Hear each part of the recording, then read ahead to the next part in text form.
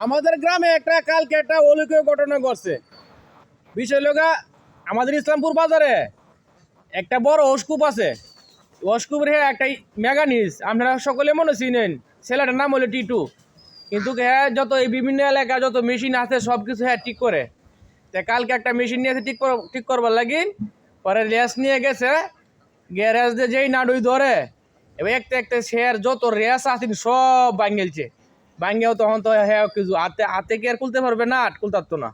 আমি গেছি বাজার ওদিকে মামা আমার তো সব রেস মেস সব ভাঙেছে, এখন কি করা? আমি কি করা যাবে? জঙ্গলও কালি না আর ভিড়েও কালি না, তুই তো বেটা টিটকারি করস, তুই বাঁচতে চাস তাড়াতাড়ি আমাদের গ্রামে সালে খিসাব আছে না, সালে খিসাবের ধরো যা, এলে একটা ব্যবস্থা করবো।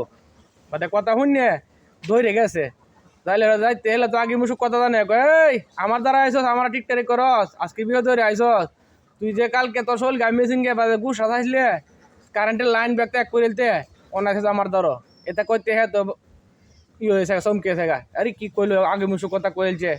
আচ্ছা কই নাম নেই কিতা করতাম, তুই বাঁচতে চাস, তুই যদি আমার কথা শুনস তে বাঁচবে, আর নাহলে তোর হ্যান্ডেল রেস যা বাংছে তোর ঘর সর যা অস্কুপ সব উড়ে হাওয়ার মতো যাইব গা।